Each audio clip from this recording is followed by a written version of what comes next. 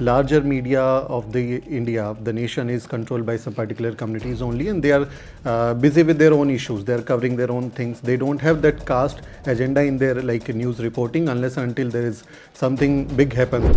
The names of Dalit caste like Bhangi, Chamar, something like this there, that is always being demonetized on social media. We faces caste discrimination also when we are doing the reporting in hinterland, the remote areas. That becomes a challenge to us.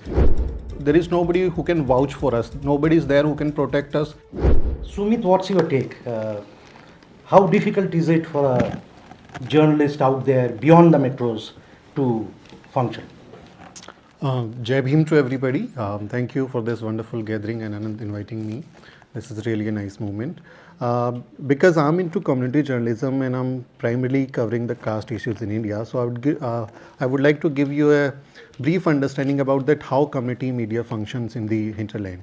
See, the first question is with the community journalist is there that do we have the numbers of journalists in the community journalism area, because the larger media of the India, the nation is controlled by some particular communities only, and they are busy with their own issues. They are covering their own things. They don't have that caste agenda in their like news reporting unless until there is something big happens, or like a murder is there, a rape is there, or some massacre is there, unless and until they never goes for a reporting for the caste issue. So the first question is, do we really have the community journalists in the hinterland areas? So nowadays, because the social media is like is very powerful and technology is becoming more democratized to the layman people of the country, so numbers of people from the community are using mobile phones for their journalism. So they are not trained, they are not getting professional training from any institute, they never worked with any media organization, they never been to any internship or somewhere like, but still they are covering, recording the caste atrocities in their areas, and they are putting it on the social medias. So that become a challenge to us, that how to verify that particular information. If I am working in Delhi NCR and I'm reporting on particular area or particular story, it becomes a challenge to me that how to verify that particular story if it is coming from very hinterland area, because these stories are on the social media only, they become viral on social media, but the verification of that particular source of information become a challenge to the community journalist. And the people, those who are reporting, they are not very professional also, because they have never been to any media organization. So what kind of language they are using, what kind of information they are giving, that it also become a challenge to us to verify us.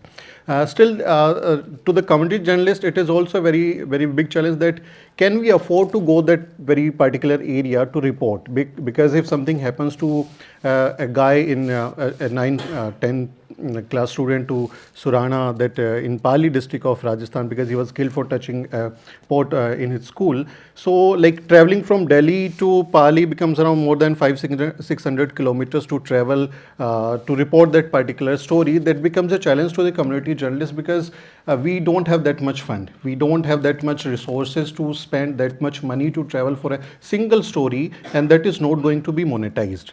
Because in social media or the digital media algorithm, there is specification kind of caste discrimination within the algorithm also, I would say, because the terms like Dalits, the caste issues, the rapes, the murders, or the names of Dalit caste like Bhangi, Chamar, something like this there, that is always being demonetized on social media. That becomes a challenge to us, because they say that it is insensitive in nature and you cannot be monetized for this particular video. So that becomes a challenge to us, that how to survive if we are continuously reporting the caste issue. We cannot go too much to the site and do the ground reports from that area. That's also a challenge to us.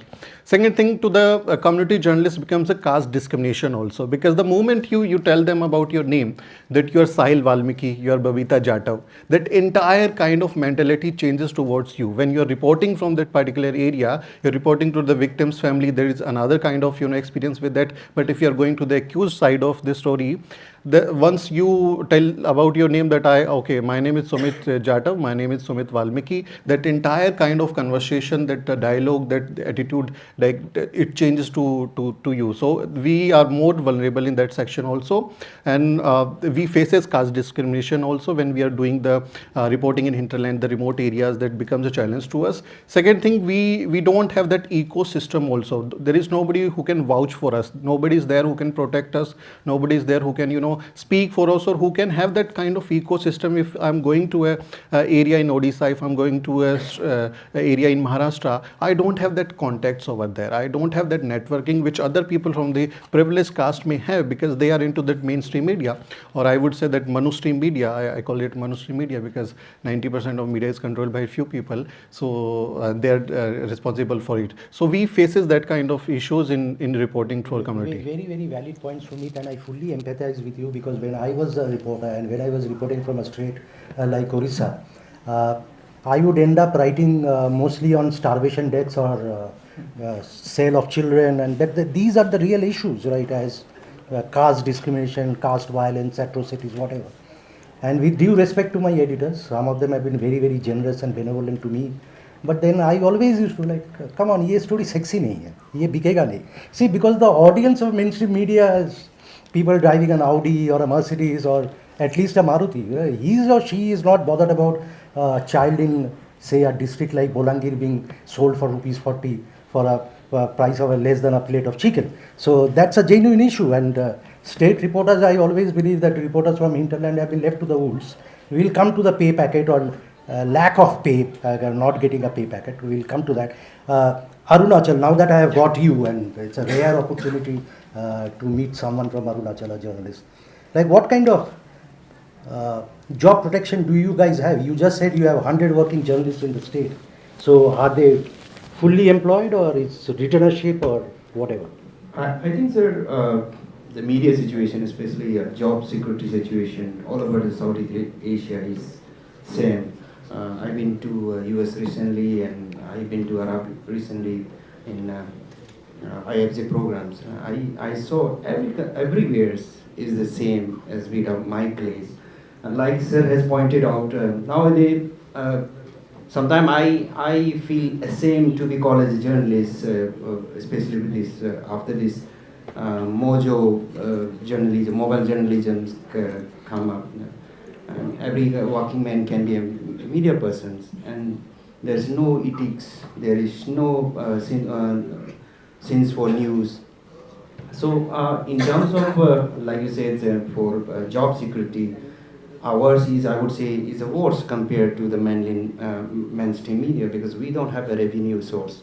Unlike other bigger states like Delhi and Maharashtra or Punjab, we don't have our industries. All we have to depend on central government.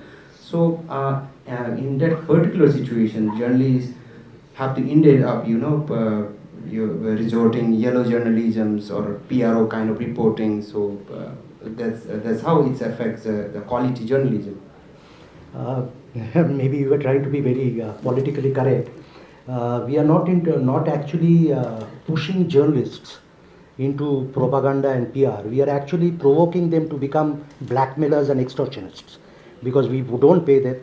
Like in a previous newspaper, I was visiting a state, and in the morning, the next morning, I had 4 so-called reporters of the same paper who showed up at my place. They found out that I'm there. And I said, I didn't know that you guys are here in a small block of Uttar Pradesh. They said, no, we are all journalists of the paper that you work for. I said, show me the card, your card, ID card. So it's on the card, very interestingly, it's a big paper.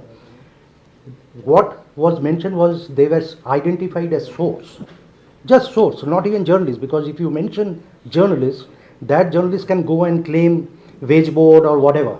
So you designate them as just a source, and you essentially are telling them, ठीक है, story भी करो, but go and extort all the local contractors, whoever is there, and get ads. And that is, so we are actually de facto pushing them into this.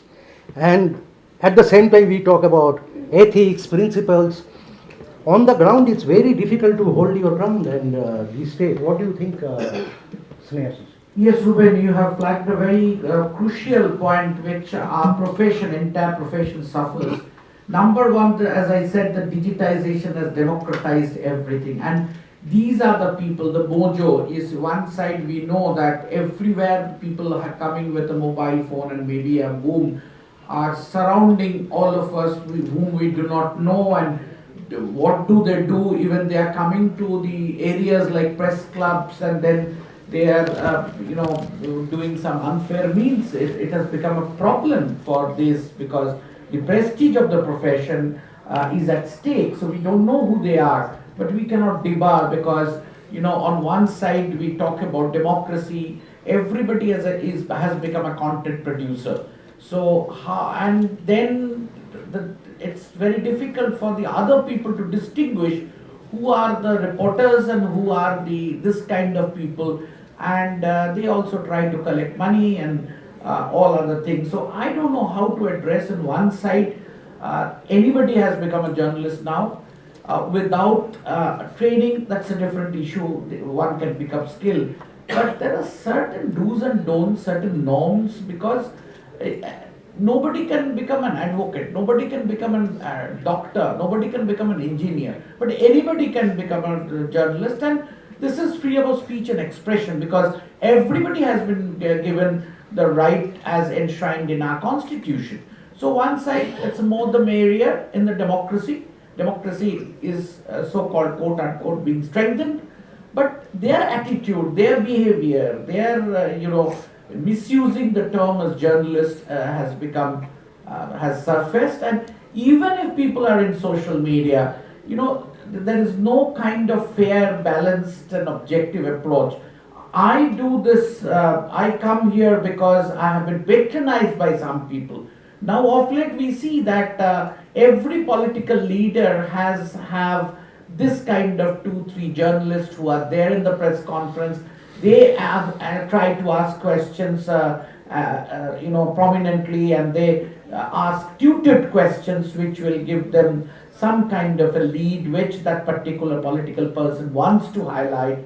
And there is no point of balancing, taking the counter version and things like that. The basic ethics are not followed.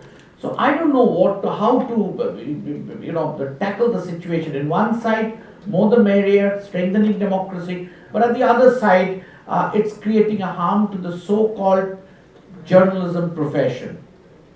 I think the real story is like the way the media operates, it's structured in India.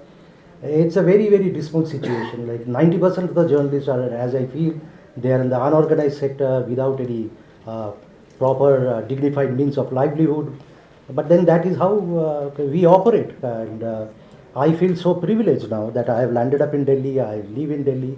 So obviously, though we run the risk of getting onto the wrong side of the powers that be, but at least we have some semblance of protection. We can reach out to a lawyer, we can reach out to the EGI. Hopefully, Anand and my colleagues will bail me out. But a journalist in the hinterland is defenseless. He is faceless. He is also defenseless. Like we all, Sugata, we have heard and we know about what happened to Gauri Lankesh. At least to that extent, it was very unfortunate what happened to her. But at least she was a name. What kind of security does a faceless rural reporter have, say in Karnataka? Gauri was a very dear friend, and she came to see me a week before she was killed. So I first want to say that she's a dear friend. But I will sort of also say that Gauri is not a typical example of a hinterland journalist, because she was extremely privileged, and she often believed in doing political activism more than the kind of journalism that Sneha or I or he would be comfortable doing. So even when the day she was gunned down and I was asked this question, I said, I wouldn't want to talk about her journalism, because if you start looking at the headlines that were being given in a paper or the language that was being used, I would be very embarrassed as a journalist. So I don't think Gauri is a typical example of a hinterland journalist.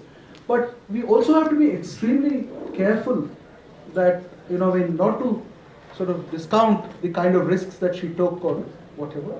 She was brave, but then I think, the usual checks and balances of journalism would have saved her. Okay, but leave Gauri Lankesh apart. But right. So there is absolutely no security for, as you were right, in the rural hinterland. See, I don't think the students here should go out of this room thinking that there are only corrupt people there. They're extraordinarily talented people, and I work with some of the most talented people. This person whom I mentioned earlier was with me in one of the television channels, and he just got the Lokayukta to resign, a former Supreme Court judge, because his son was very, very calm. So there are lots of such examples that one can cite, but they are now, under political patronage.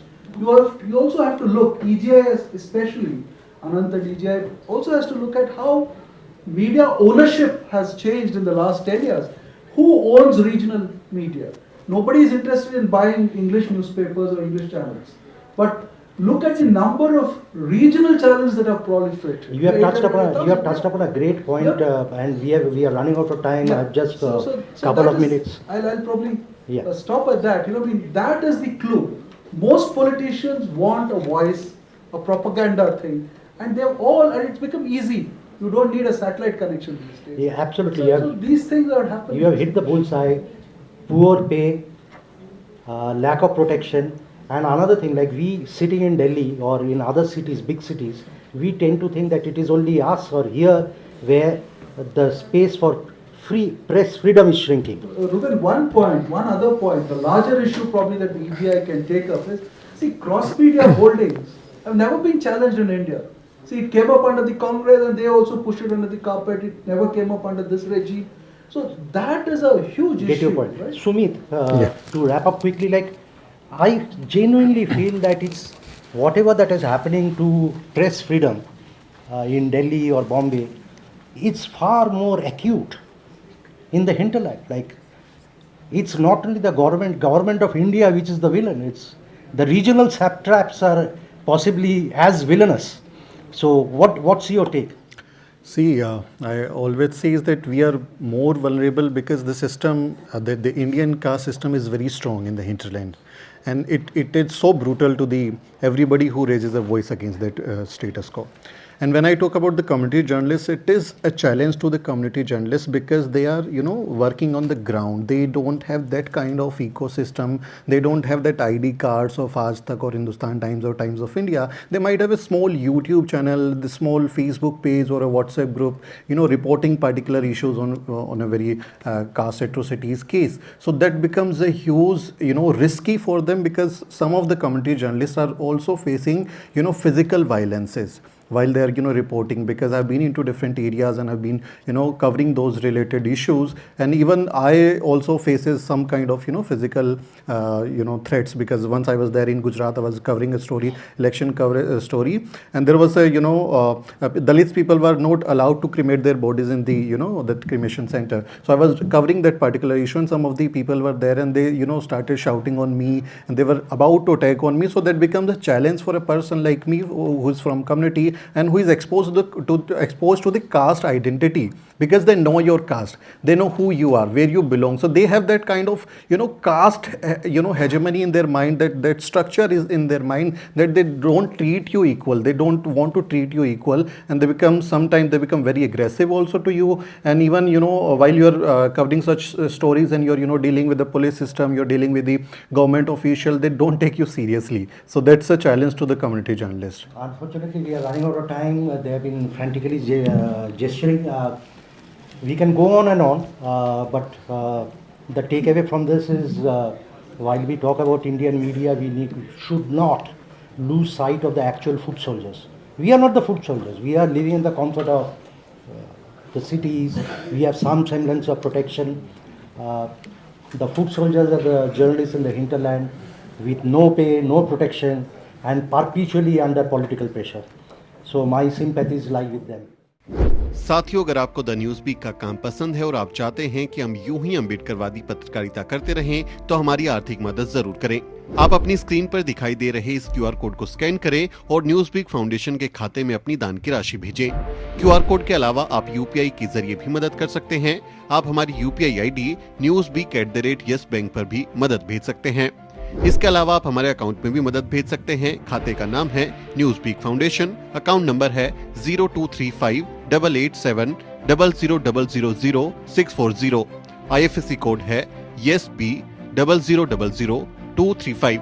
Bank का नाम yes bank है और branch है Nehru palace Delhi. आप donation के एवज में income tax में भी छूट पा सकते हैं। डोनेशन की रसीद पाने के लिए ट्रांजैक्शन का स्क्रीनशॉट हमें भेजें। टाइप करें डोनेशन स्पेस आपका नाम और हमें 8595794224 पर व्हाट्सएप करें।